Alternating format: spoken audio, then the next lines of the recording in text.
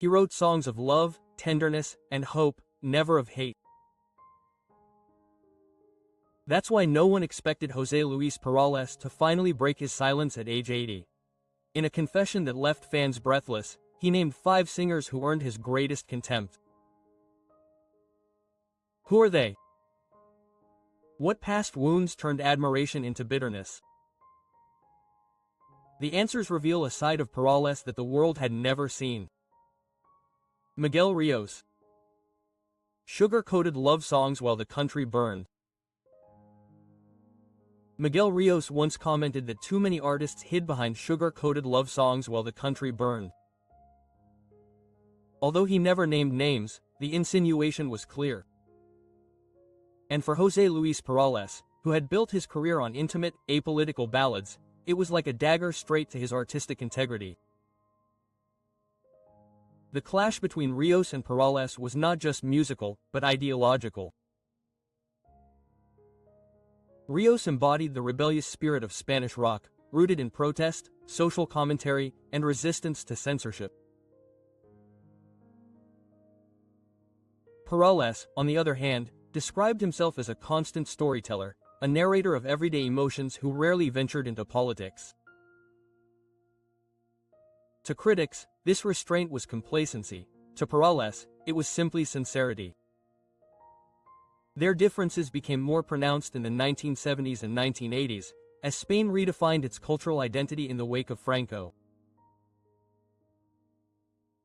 Rio became a symbol of legitimate resistance while Perales quietly reached millions of listeners in Latin America with songs like A Sailboat Called Liberty and How Is He? Though they shared stages and gestures of mutual respect, the unspoken tension was always present. Rios fought for revolution in his lyrics, Perales for universality in his melody. In the end, both carved out legacies, always contrasting, always intertwined. Julio Iglesias, The Betrayal of a Song. Never rivals, but always driven to do so, Perales once confessed. The international superstar and the discreet poet were endlessly compared. While Julio Iglesias was building his image as a global conqueror, José Luis Perales defended his persona as a quiet romantic. But beneath that contrast lurked decades of admiration, rivalry, and wounds that never fully healed. The tension reached its peak when Julio, in an interview, dismissed Spanish ballads as melancholic songs to cry over. The reference, although indirect, was unmistakable. For Perales, it was a wound that left a scar. In the 70s, Julio Iglesias represented glamour, global ambition, and irresistible charm. Perales, on the other hand, was the poet from Castellón, reserved, humble, focused on sculpting tender and introspective ballads. They shared a deep friendship. Julio admired Perales' genius as a composer, and Perales respected Julio's determination and charisma. In private, they supported each other in the face of the hardships of the music business, but the media constantly pitted them against each other. Two sides of the same Spanish coin. The greatest controversy came in 1982 with the creation of Y Como SL. Few know that this immortal ballad was originally written for Julio Iglesias. Ramon Arcuese, producer and former member of the duo Dinamico, had commissioned it for Julio, who was going through his divorce from Isabel Prisciller. The lyrics about a man dealing with his partner's infidelity seemed tailor-made. Isabel's public romance with Carlos Falco was making headlines, and Julio's image as a wounded romantic fit perfectly. But at the last minute, Perales' record company intervened. They insisted that he keep it to himself, convinced that it would be a defining hit. Perales would later admit as much. I was unfaithful as a writer. That song was Julio's, but I didn't give it to him. My company wouldn't allow it. I never wanted to sing it, but in the end I did, and it became my curse. The song exploded into one of the greatest ballads in Spanish music. For Perales, it brought worldwide recognition, but also guilt, as if he had betrayed his friend. Although Julio never publicly expressed anger, those close to him whispered that he felt hurt. For years, the song reminded him of what could have been a classic that would have expanded his already monumental repertoire. The rivalry deepened as Perales's "And How Is He" became a generational anthem. Attention was rekindled with the famous phrase, "melancholic songs." Although Julio later praised Perales as a genius, the best composer of love this country has ever produced, the thorn of the comparison remained. Despite the wounds, the friendship survived. They shared stages, hugged in public, and spoke respectfully of each other. However, beneath the surface, their relationship embodied the contradictions of fame, admiration mixed with envy, loyalty tested by betrayal. At 80, Perales looked back with honesty. Forgiveness was possible, but forgetting was not. Their bond, like the songs they both gave to the world, was forever complicated, melancholic, brilliant, and unforgettable. Rocio Jurado, Letras Bajo Fuego. Ironically, José Luis Perales wrote some of Rocio Jurado's most iconic songs, yet their relationship was ultimately shattered by contractual disputes and disagreements over lyrics.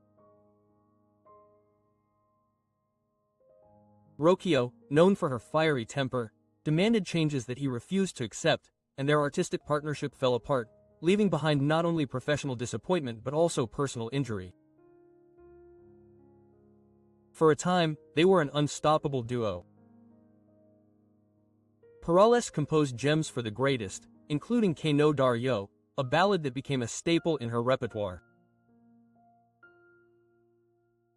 Later, Rocio reinvented it, performing it in Belarious with a passion that electrified audiences at shows like Asabache.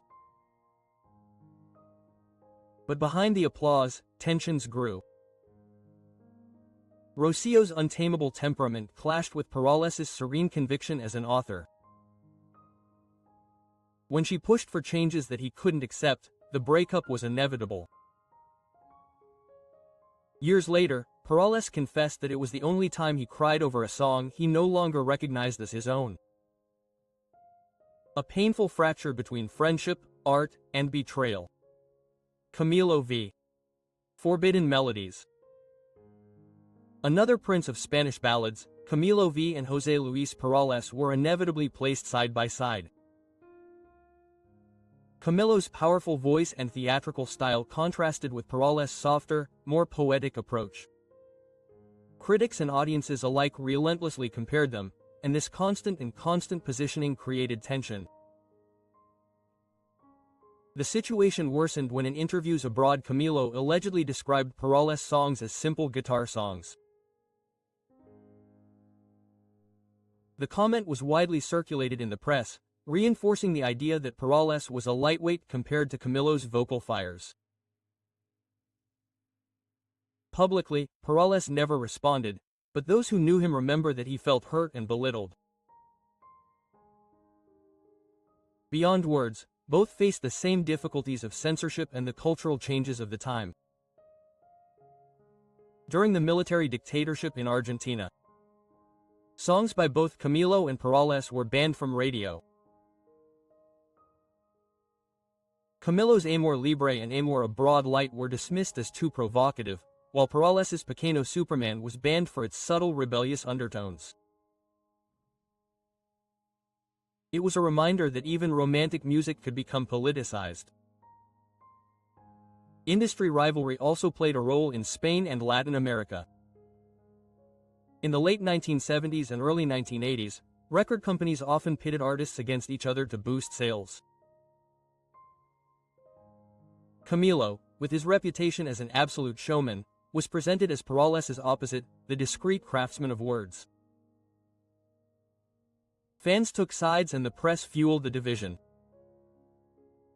Some defended the intimacy of Perales' verses, others Camilo's vocal power and stage charisma. Although both achieved immense success, there was little collaboration and almost no public recognition between them. They coincided at events and in professional circles, but the latent rivalry was never resolved. See, Tangana. Just noise and empty words. The last name José Luis Perales mentioned was Zetangana, one of the great figures of trap and reggaeton in Spain. For Perales, however, his music represented everything he hated about the new wave of music. It is a lack of respect for Spanish music. I cannot consider what Zetangana does as music. It is just noise and empty words. It lacks the soul of our tradition, he stated forcefully. With those words, Perales made it clear that his vision of music remained firmly anchored in melody, storytelling, and emotional depth, values he felt were absent from Tangan's work. The statement not only underscored the generational clash between classical ballads and urban rhythms, but also ignited a storm among fans and critics. While younger generations celebrated Tangan for his innovation, Perales stood as a purist defender of Spanish song, drawing a line between what he considered art and what he dismissed as passing fads. Why does José Luis Perales criticize contemporary music so harshly? José Luis Perales has always conducted himself as a gentleman of Spanish song, measured, discreet, and rarely given to scandal. However, when he speaks of contemporary music, his words cut a lot more sharply than many expect. For Perales, the problem is not that genres evolve, but that something essential has been lost. I grew up in an era when that music had a deeper purpose. Each song was a message, a story. Today, it seems that everything is reduced to trends and marketing. Music should be a way to communicate with the soul, he once declared. For him, the new generation risks turning art into background noise, attractive, commercial, but empty. Perales has never denied the natural evolution of music. What bothers him is the erosion of feeling and authenticity. In his view, a song that does not convey truth, that fails to move the listener, is nothing more than decoration. That is why he has dismissed certain contemporary stars as noise and empty words, insisting that Spanish tradition demands more substance. It was a bold and controversial statement, especially when he pointedly pointed to artists like Zetangana. I cannot consider what he does as music. He lacks the soul of our tradition. The statement surprised many young people, but it resonated with those who grew up listening to his ballads. Perales' career was built on the principle that songs should be stories. He often insists that he is not a singer, but a storyteller. Of stories. That philosophy shaped not only his own repertoire with hits like A Sailboat Called Freedom or How Is He, but also the songs he shared with others. Rocio Jurado, Miguel Bosé, Isabel Pantoja, Julio Iglesias. The list of voices enriched by his pen is immense, and he doesn't mince words when judging how others treat his creations. Some, he admits, elevated his songs with raw passion, others distorted them until they were unrecognizable. He confessed that the only time he cried over a song was when a performer transformed it so much that he no longer recognized it. For Perales, that was betrayal, not just to him, but to the song itself. This harshness does not stem from arrogance, but from a clear hierarchy of values. Perales openly admires Charles Aznavour, whom he considers his greatest reference. However, he never dared to see him live for fear that reality would destroy the myth he carried inside. That reverence reveals his almost sacred idea of what a true artist should be. Authentic, disciplined, and generous in his emotions. Even toward contemporaries such as Raphael and Camilo V, Perales always measured art by sincerity. When Camilo disparaged his work, calling it simple guitar songs, Perales remained silent in public, but admitted in private that it hurt him. Not because he doubted his art, but because sincerity should not be mocked. Freedom has been a recurring theme in his work. From Children Sing to A Sailboat Called Liberty, he maintained that music is a tool for liberation, even when disguised as a love ballad. This conviction entailed risks. During the Argentine dictatorship, some of his seemingly innocuous songs were banned as subversive. For him, this demonstrated that even romantic melodies can be powerful. Today, when listening to music that prioritizes rhythm over meaning, he speaks of regression. That is not music, he says. It is another thing to talk about elemental accompaniment. He does not see rebellion or freedom there, just noise, packaged as provocation. Perales has also been critical of changes in the industry itself. He recalls a time when record companies invested fortunes to make great albums from start to finish. Today, he says, songs are disposable, created to go viral rather than to endure. Success is dangerous, he warned, reflecting on his own career. The temptation of fame, ruins many artists who forget the reason they started making music. In his case, the stage was always more of a burden than a pleasure. He confessed that his calm only returned when a concert was over, that he had suffered on stage his entire life. His dream was always to write in solitude under a fig tree in his village, not to be idolized in the spotlight. That honesty about his own fears gives weight to his criticism of those who only pursue visibility. If there is a thread that runs through his entire philosophy, it is the belief that music should reflect life. Quote, "My songs are a portrait of what I observe on the street," he has said. Newspapers, conversations, the silence of the countryside, everything fed his lyrics. For Perales, music that does not connect with real lives is empty. That is why he sometimes laughs at how critics labeled him boring or old-fashioned. For years, listening to Perales was almost taboo in certain circles. And yet decades later, however, those same critics admitted that everyone secretly knew his songs. The public, he says with a smile, has redeemed him. Perales describes himself as a curator of the great tradition of French and Italian song of the 1970s. For him, that era showed that music could be both popular and profound. Nobody makes those songs anymore, he says with a mix of nostalgia and pride. And while some see him as old-fashioned, Perales responds with his usual irony, because I quite liked it. That mix of humility and defiance is at the heart of his character. He seeks modern approval, nor apologizes for measuring artists by the standards that shaped him. He believes that each generation has the right to its own sounds, but he insists on reminding them of one thing. Sincerity cannot be replaced by production tricks. Of unexpected composer and performer.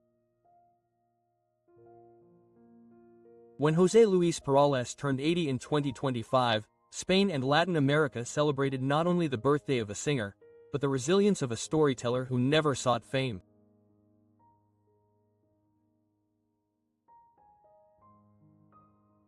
From his modest origins in Castellón, Cuenca to selling more than 55 million records worldwide, Perales built a legacy marked by sincerity, craftsmanship, and an unwavering resistance to glamour.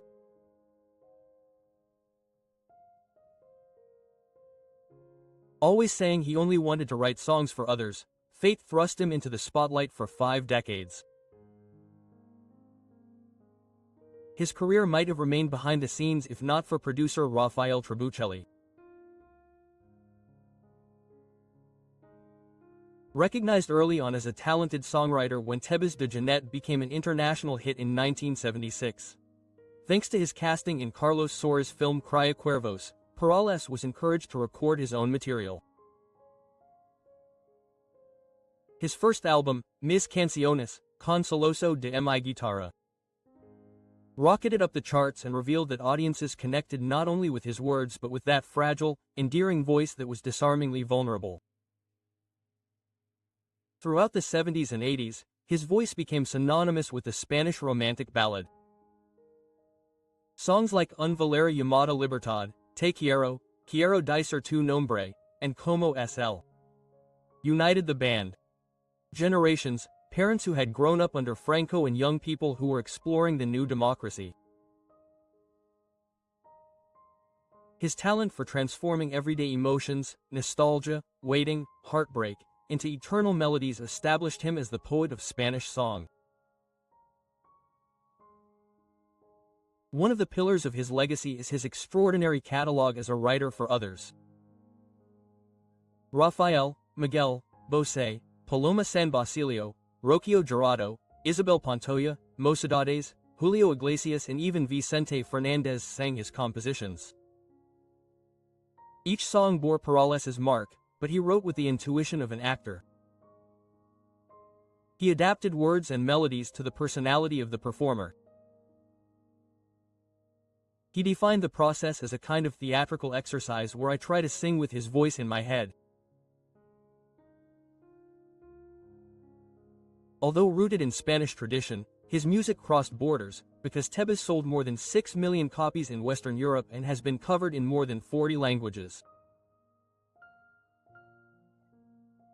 His tours filled theaters from Buenos Aires to New York, and in many Latin American countries he was celebrated before being fully recognized in Spain.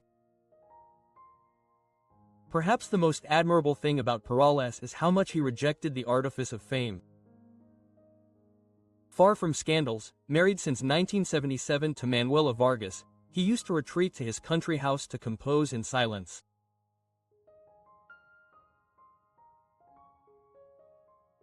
He openly admitted that the stage terrified him, concerts were something he suffered more than he enjoyed, and yet he fulfilled his audience until his farewell ballads for a farewell tour in 2022.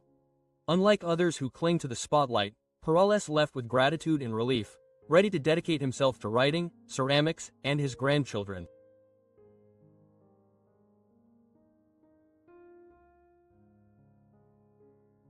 The strength of his work is not measured only in numbers: 20 albums, more than 100 gold and platinum records, 500 recorded songs, but in the way his verses entered everyday life. They became phrases of weddings, breakups, collective memories sung by children. Written for children's villages, he brought his voice to social activism, giving his art a weight of conscience, as well as feeling. For years, some critics labeled him as a snob, old-fashioned or light, especially in front of more spectacular colleagues. Perales responded with humility. Simplicity was his strength. With just a few guitar chords he created intimate universes that survived fashions. Today, new generations rediscover him as authentic, covering his songs with modern arrangements. His music, stripped of artifice, has become timeless. At 80, José Luis Perales continues to be the reluctant star who conquered without intending to. He was never a showman, never a provocateur, never a headline grabber, and yet he became one of the most influential authors of 20th century Spanish music. At 80, José Luis Perales has nothing to prove and nothing to hide. Name the 5 singers he hated the most in his life. He shattered the carefully constructed image of the discreet balladeer, revealing that even the softest voices harbor buried resentments. But the question remains, did he really reveal all the names? Or do grudges, rivalries, and betrayals hidden behind his silence? What do you think? Did Perales say it all, or is there another name that should be on that list? Leave us your opinion in the comments and don't forget to subscribe for more hidden stories from the world of music. M.